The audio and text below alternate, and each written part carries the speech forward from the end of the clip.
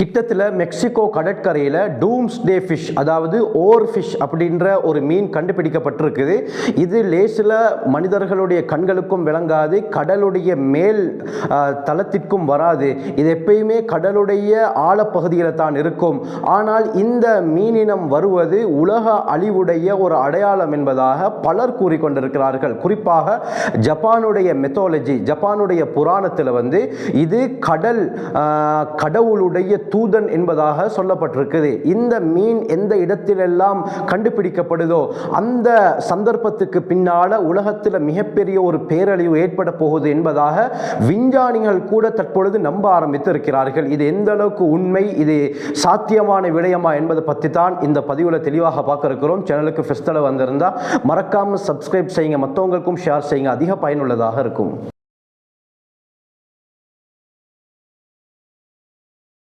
தற்பொழுது சோஷியல் மீடியாவில் ஒரு வீடியோ வைரலாக பரவி கொண்டிருக்குது. அதிகமானவங்க இதை ஷேர் செஞ்சு கொண்டு இருக்கிறாங்க. அந்த வீடியோ என்னன்னு சொன்னால், மெக்சிகோவில் இருக்கக்கூடிய அந்த பசிபிக் கடற்கரையில் பாஜா கலிஃபோர்னியா என்ற ஆழமற்ற தண்ணீர் இருக்கக்கூடிய இடத்துல ஒரு வகையான மீன் அப்படியே கண்டுபிடிக்கப்பட்டிருக்குது. இந்த மீனை பார்க்க போக்குள்ள நீல கலரில் இருக்கக்கூடிய ரிபன் துண்டு மாதிரி தான் இருக்குது.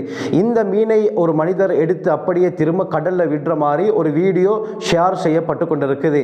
அந்த மனிதர் கடல்ல திரும்ப அந்த மீனை விட்டதற்கு பிறகு அது திரும்பியும் நீந்தி கரைக்கு கொஞ்ச நேரத்தில் அது இறந்து போகுது. இந்த மீன்கள் லேசில் மக்களுடைய கண்களுக்கு விளங்காது. இது தென்பட்டால் இதற்கு பிறகு உலகத்தில் மிகப்பெரிய ஒரு அழிவு ஏற்படுவது நிச்சயம் என்பதாக உலகத்தில் பலர் இதை பற்றி சொல்லிக் கொண்டிருக்கிறாங்க. இது 36 அடி, அதாவது 11 மீட்டர் நீளம் வரை வளரக்கூடிய ஒரு மீன். இந்த மீனுக்கு ஓர் ஃபிஷ் என்பதாகவும் டூம்ஸ்டே ஃபிஷ் என்பதாகவும் சொல்லப்படுது. இந்த மீனுக்கு டூம்ஸ்டே ஃபிஷ் என்று சொல்லப்படுறதுக்கு காரணம் என்னண்டா, இந்த மீன் எப்பெல்லாம் வெளியே வருதோ அதற்கு பின்னால இந்த உலகத்தில் மிகப்பெரிய ஒரு அழிவு ஏற்படும். இதனால தான் இந்த மீனுக்கு டூம்ஸ்டே ஃபிஷ் என்பதாக சொல்லப்பட்டிருக்குது. இந்த மீனுக்கு ஜப்பானுடைய மொழியில ரீகுனோ சுகாய் என்பதாக சொல்லப்படுது. அப்படின்னு சொன்னால் கடல் கடவுளின் தூதன். அந்த ஜப்பான் மெத்தாலஜியில் என்ன சொல்லப்பட்டிருக்குதுன்னு சொன்னா, ஜப்பான் புராணத்தில் இந்த மீன்கள் எப்பெல்லாம் வெளிப்படுமோ அதற்கு பின்னால உலகத்தில் மிகப்பெரிய பேரழிவு ஏற்பட போகுது. இதை அதிகமானவர்கள் தற்பொழுது நம்பியிருக்கிறார்கள். எந்த அளவுக்கு சொன்னா, புராணங்களை மெத்தாலஜியை நம்பாத எத்தனையோ விஞ்ஞானிகள் கூட இது உண்மையாக இருக்குமோ என்று நம்ப ஆரம்பித்து இருக்கிறாங்க. ஏன்னு சொன்னால், இந்த மீன் கடல் அடியிலிருந்து மேலே எப்பொழுதெல்லாம் வருமோ அப்ப உலகத்தில் மிகப்பெரிய ஒரு பேரழிவு காத்து கொண்டிருக்கிறது. குறிப்பாக இந்த மீன்கள் பூகம்பத்துடைய முன்னோடி என்பதாகவும் சொல்லப்படுது. என்று சொன்னால், இந்த மீன்கள் ஏற்கனவே 2 தடவை வெளி வந்ததினால உலகத்தில் மிகப்பெரிய சக்தி வாய்ந்த பூமி அதிர்ச்சிகள், நிலநடுக்கங்கள் ஏற்பட்டுள்ளதாக சொல்லப்படுது. அருமையானவர்களே, நன்றாக விளங்கிக் கொள்ள வேண்டும். இது இவர்கள் சொல்லக்கூடிய கருத்து தான். இவர்கள் என்ன சொல்றாங்கன்னா, இந்த மீன் வெளிப்பட்டதற்கு பிறகு உலகத்தில் அதிகமான பூமி அதிர்ச்சிகள் ஏற்பட்டிருக்குது. 2009 2010 வருடம் இந்த ஓர் ஃபிஷ், இந்த டூம்ஸ்டே ஃபிஷ்ல 20 மீன்கள் கடலுடைய மேல் மட்டத்திற்கு இறந்து கிடந்தது.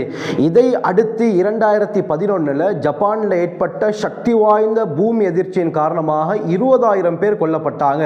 இதே போல 2024 அமெரிக்காவுடைய கலிபோர்னியா பகுதியிலையும் இந்த மீன் கண்டுபிடிக்கப்பட்டது. இந்த மீன் கண்டுபிடிக்கப்பட்டதற்கு பிறகு மிகப்பெரிய ஒரு சக்தி வாய்ந்த பூமி அதிர்ச்சி கலிபோர்னியாவுடைய பகுதியில் ஏற்பட்டதாகவும் சொல்லப்படுது. அதனால இந்த சம்பவங்களை வச்சு பார்க்கும் பொழுது ஜப்பான் மெத்தாலஜியில் சொல்லப்பட்ட விடயம் உண்மை என்பதாக பலர் நம்ப ஆரம்பித்திருக்கிறார்கள். ஆனால் அருமையானவர்களே, ஒரு விடயத்தை நாங்கள் கவனிக்கணும். என்னண்டா, இந்த மீன் இதற்கு முன்னால பல தடவைகள் கண்டுபிடிக்கப்பட்டிருக்குதா என்று பார்த்தால் எத்தனையோ தடவைகள் விஞ்ஞானிகள் இந்த மீனை கண்டுபிடித்திருக்கிறார்கள், வீடியோவும் எடுத்திருக்கிறார்கள். இந்த மீன் கடலுடைய மேல்மட்டத்துக்கு வந்தால் உலகத்தில் பேரழிவுகள் ஏற்படும் என்று சொன்னால் உலகத்தில் எத்தனை பேரழிவுகள் ஏற்பட்டிருக்க வேண்டும். எத்தனையோ தடவைகள் இந்த மீன்கள் கண்டுபிடிக்கப்பட்டிருக்கிறது. அதை மனிதர்கள் சுமந்து கொண்டு போட்டோவும் எடுத்திருக்கிறாங்க. இப்படி இருக்க அந்த சந்தர்ப்பங்கள் எல்லாம் ஏற்படாத பேரழிவோ எப்படி இந்த சந்தர்ப்பங்களில் ஏற்படும் என்று ஒரு கேள்வி எழும்புகிறது. இறைவனுடைய நாட்டம் அந்த சந்தர்ப்பங்களில் இந்த பூமி அதிர்ச்சிகள் ஏற்பட வேண்டும் என்று இருந்திருக்கிறது. அந்த பூமி அதிர்ச்சி ஏற்படும் சந்தர்ப்பங்களில் இந்த மீனும் வெளிவந்திருக்கிறது. ஆகவே இந்த மீனுக்கும் அந்த உலக அழிவுக்கும் எந்த ஒரு தொடர்பும் இல்லை, எந்த ஒரு சம்பந்தமும் இல்லை. ஏன்?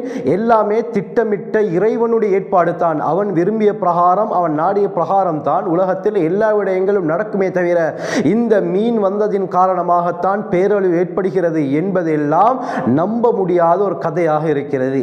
இந்த டூம்ஸ்டே ஃபிஷ்ல 3 மீன்கள் தற்பொழுது கரை ஒதுங்கி இருக்குது. அதனால உலகத்தில் 3 பேரழிவுகள் ஏற்படலாம் என்றெல்லாம் தற்பொழுது பலர் சொல்லிக் கொண்டிருக்கிறார்கள். இதெல்லாம் ஒரு உண்மையான விடயமே கிடையாது கண்ணியமானவர்களே.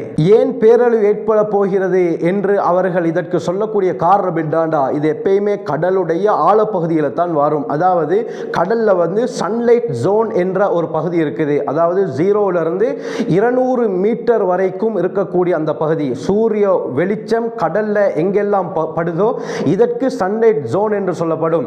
இந்த சன்லைட் ஜோனுக்கு கீழே தான், இந்த சன்லைட் ஜோனுடைய முடிவிலிருந்து 3280 மீட்டர் வரை இருக்கக்கூடிய அந்த பகுதி, 200 மீட்டர்ல இருந்து 3280 மீட்டர் உட்பட்ட அந்த பகுதியில் தான் இந்த ஓர்ஃபிஷ் வாழுது. இந்த மீன் கடல் ஆழத்தில் சொன்னா அதிக ஆழத்திலும் வாழல, மேல் மட்டத்திலையும் வாழல, அதாவது சென்டர்ல தான், கடலுடைய நடுப்பகுதியில் தான் இந்த மீன்கள் வாழுது. அதனால கடல் அடியில் ஏதோ மாற்றங்கள் ஏற்படும் பொழுது தான் இந்த மீன்கள் எல்லாம் மேலே வருது. ஆகவே உலகத்தில் பேரழிவு ஏற்படுவது நிச்சயம் என்பதாக பலர் கூறிக்கொண்டிருக்கிறாங்க. ஆனால் இந்த மீன்களை பற்றி ஆராய்ச்சி செய்த பல நிபுணர்கள் சொல்லக்கூடிய கருத்து என்னன்னா, இந்த மீன்கள் மேலே வருவதற்கு பல காரணங்கள் இருக்குது. ஒன்று, இந்த மீன்களுக்கு நோய் ஏற்பட்டால் அடியில் வாழ முடியாமல் அது கரை ஒதுங்கும்.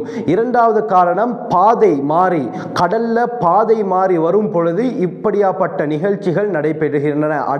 அதாவது கடல் ஆழத்தில் இருக்கக்கூடிய எத்தனையோ மீன்கள் கரை ஒதுங்கக்கூடிய காட்சிகளை நாங்கள் பார்க்கிறோம். அதுக்கு பின்னால மீன்களுக்கு மத்தியில் ஏதாவது பிரச்சனைகள் இருக்கும் பொழுது அவைகள் கரை ஒதுங்குவது வழக்கம் என்று அந்த நிபுணர்கள் கூறுகிறார்களே தவிர, இந்த மீன்களுக்கு ஏற்கனவே உலகத்தில் நடக்கக்கூடிய பேரழிவுகள் விளங்குது, அதனால தான் இது கடலுடைய மேல்மட்டத்துக்கு வருது என்பது எல்லாம் கட்டுக்கதை கண்ணியமானவர்களே. இதை நம்பாமல் இருப்பது தான் சிறந்தது. இந்த ஓர்ஃபிஷ், அதாவது இந்த டூம்ஸ்டே ஃபிஷ்ஷுடைய சாப்பாடு என்னன்னு பார்த்தா, கடல்ல இருக்கக்கூடிய தாவரங்கள் அதே போல சிறிய மீன்களை தான் இது சாப்பிடும். இந்த டூம்ஸ்டே ஃபிஷ்ஷை சாப்பிடக்கூடிய மீன்களும் கடல்ல இருக்குது. அதுதான் வெள்ளை சுறா. வெள்ளை சுறாக்கள் விரும்பி இந்த டூம்ஸ்டே ஃபிஷ்ஷை வேட்டையாடி சாப்பிடும். இப்படி வேட்டையாடி சாப்பிடப்படக்கூடிய இந்த மீனின் மூலமாகவா உலகத்தில் பேரழிவுகள் ஏற்படுவதற்கு வாய்ப்புகள் உள்ளது?